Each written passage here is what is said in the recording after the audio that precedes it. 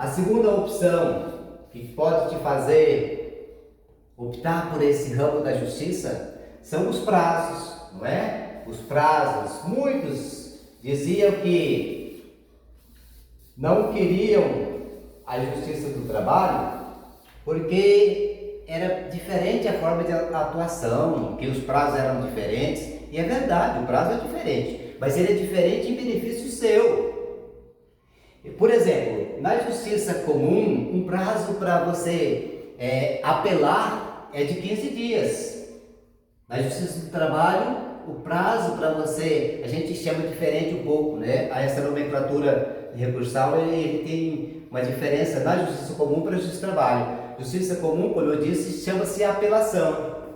Prazo de 15 dias na apelação, tá? De 15 dias na apelação.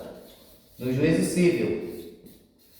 Na justiça do trabalho, recurso ordinário, 8 dias. Recurso ordinário, 8 dias. Ah, mas onde a gente encontra isso? Artigo 895 da CLT. Lá fala a respeito do prazo para recorrer ordinariamente, recurso ordinário.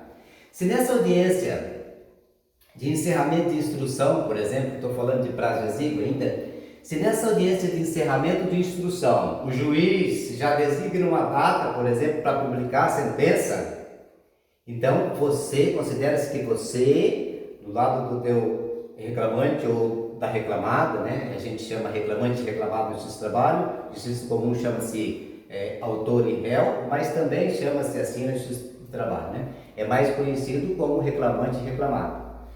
Se nessa audiência de encerramento de instrução ele diz, olha, vou designar, publicar a sentença no dia tal, não fala-se mais hora hoje, que já é tudo eletrônico, né?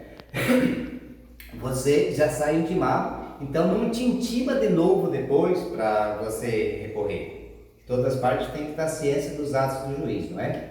Então, se você já está intimado dessa data da audiência, não vai te intimar depois. Então você já ganha um prazo aí, na justiça comum eles vão te intimar da sentença. Sai a sentença, manda a cópia para você ou publica lá e diz que foi publicado, enfim, transcreve lá a parte dispositiva da sentença, você abre o prazo a partir da publicação da sentença para você recorrer, que é de 15 dias, na justiça comum. Justiça do trabalho, quando o juiz disse lá, vou publicar a sentença, por exemplo, no dia 12/11. No dia 12/11, se ele publicar a sentença mesmo, a partir do próximo dia, já considera o primeiro dia para recorrer. Se esse valor da condenação, esse prazo, outra coisa, esse prazo é peremptório, tá? O que significa um prazo peremptório? Parece um palavrão, né, para aqueles que não conhecem. Significa que é um prazo que não pode ser prorrogado. Uma vez publicada a sentença, o teu prazo começa em seguida e não tem o que o advogado dizer, eu fiquei doente, meu escritório teve problema, eu não pude protocolar, excelência, eu estou protocolando hoje e o juiz vai aceitar, não vai. O prazo peremptório perdeu, acabou, tá certo? Uma outra coisa ainda, falando sobre a exiguidade de prazos. Se o valor da condenação na justiça do trabalho foi igual ou inferior a 2 salários mínimos, nem sequer você pode recorrer. Mas onde é que está escrito isso? Artigo 2º, parágrafos 3º e 4º da Lei 5.584 de 1970. 5.584 de 70, tá? A lei.